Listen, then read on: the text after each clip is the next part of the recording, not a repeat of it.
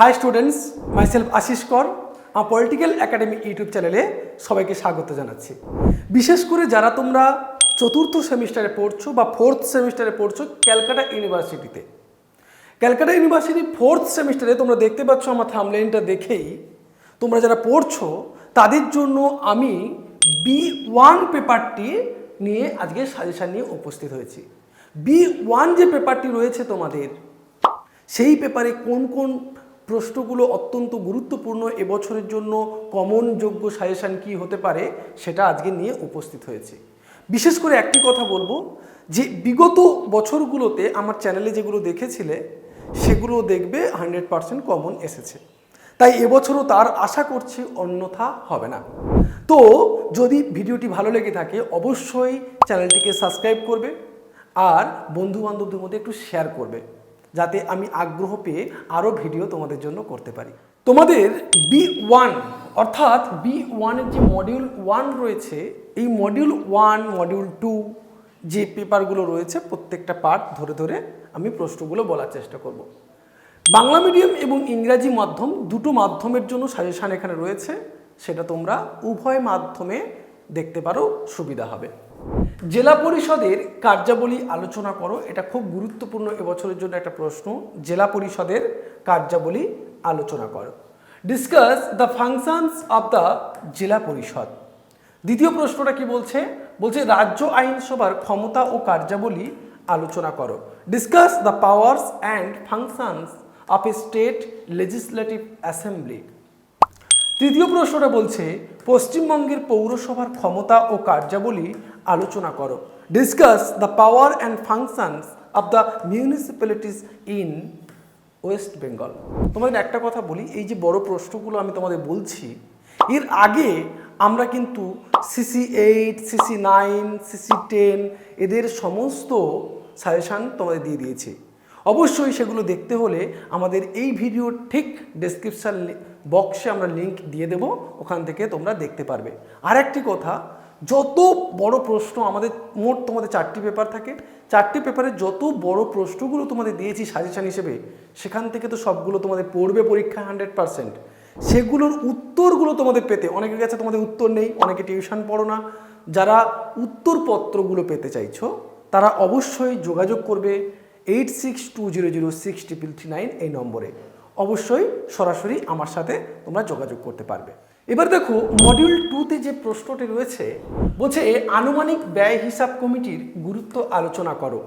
Discuss the importance of the estimated committee. দ্বিতীয় প্রশ্নটি বলছে বিল এবং আইনের মধ্যে পার্থক্য করো। Make a distinction between bill and law. পরের প্রশ্নটি বলছে একটি বিল কিভাবে আইনে পরিণত হয়।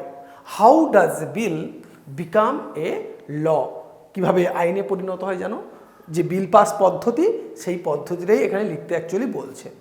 পরের যে প্রশ্নটি বলছে দেখো সরকারি হিসাব কমিটির গঠন ও কার্যাবলী আলোচনা করো। এই দুটি প্রশ্ন 4 এবং 1 এই দুটি প্রশ্নের মধ্যে এবছরে একটি প্রশ্ন আসার খুব চান্স রয়েছে তোমাদের জন্য। পরের যে পার্ট রয়েছে, পরের পার্টে দেখো মডিউল 1 রয়েছে।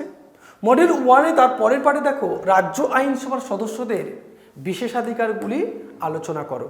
Discuss the privilege of the member of state legislature. পরের প্রশ্ন বলছে পঞ্চায়েত সমিতির গঠন ও কার্যাবলী আলোচনা করো। পঞ্চায়েত সমিতির গঠন এবং কার্যাবলী আলোচনা করো। এই পঞ্চায়েত সমিতি আর ওদিকের পঞ্চায়েত, এই দুটোর মধ্যে একটা কিন্তু অবশ্যই তোমাদের পরীক্ষায় পড়বে। এখানে মডিউল 2-তে কি প্রশ্ন রয়েছে? বলছে আনুমানিক ব্যয় হিসাব কমিটির গঠন ও প্রধান কার্যাবলী আলোচনা করো। Discuss the composition and major functions of the estimate committee. খুব গুরুত্বপূর্ণ প্রশ্ন কিন্তু এটা, এই প্রশ্নটাও দাগ দিয়ে রাখলাম। পরের প্রশ্নটা বলছে অর্থবিল পাশের পদ্ধতিটি আলোচনা করো। আগের যে প্রশ্নটা দিলাম এই প্রশ্নটা সেই প্রশ্নটা প্রায় একই। অর্থবিল পাশের যে পদ্ধতি বা অর্থবিল, এই প্রশ্নটিও এবছরের জন্য খুব গুরুত্বপূর্ণ। পরের প্রশ্ন বলছে রাজ্য বিধানসভার অধ্যক্ষের ক্ষমতা ও কার্যাবলী আলোচনা করো। Discuss the powers and functions of the speaker in state legislature. দ্বিতীয় প্রশ্নটি বলছে জেলা পরিষদের গঠন বর্ণনা করো এবং জেলা পরিষদের সভাধিপতির কার্যাবলী আলোচনা করো। জেলা পরিষদের যে সভাধিপতি থাকে। ডিসকাস কম্পোজিশন অব দ্য জেলা পরিষদ এবং discuss the function of the সভাধিপতি অফ জেলা পরিষদ। পরের প্রশ্নটা কি বলছে? পরের প্রশ্ন বলছে কলকাতা কর্পোরেশনের মেয়র পদে বা মেয়র পরিষদের মূলত গুরুত্ব আলোচনা করো। মেয়র পদের গুরুত্ব কি সেটা আলোচনা করতে বলছে। প্রশ্নটা কি বলছে? Discuss the importance of the post of the mayor in Kolkata municipal corporation. মেয়রের গুরুত্ব কোথায় বা মেয়রের কি কাজ, মেয়রের কি ক্ষমতা সেটা এখানে লিখতে হবে। তারপরে যে প্রশ্নগুলি আছে বলছে একটি বিলের পর্যালোচনায় স্থায়ী কমিটির ভূমিকা আলোচনা করো। Discuss the role of the standing committee in reviewing a bill. পরের প্রশ্ন বলছে ভারতের নিয়ন্ত্রক ও মহাগণনা পরীক্ষকের কার্যাবলী বর্ণনা করো। Discuss the functions of the comptroller and auditor general of India. তার পরের প্রশ্ন বলছে কেন্দ্রীয় জনপ্রতিনিধিদের ক্ষমতা ও কার্যাবলী আলোচনা করো। Discuss the powers and functions of the people representative at the union level. এই ছিল তোমাদের যে কয়েকটি প্রশ্ন তোমাদের এবছরের জন্য গুরুত্বপূর্ণ। এই প্রশ্নগুলি থেকে তোমরা 100% কমন পাবে। পরীক্ষার ঠিক 10 দিন আগে আমরা কিন্তু তোমাদের জন্য লাস্ট মিনিট সাজেশন নিয়ে আসি, সেটাও তোমরা দেখতে পারবে। আর এই সমস্ত প্রশ্নগুলির উত্তরপত্র যদি তোমরা পেতে চাও তোমরা আমাদের একাডেমির সাথে যোগাযোগ করবে।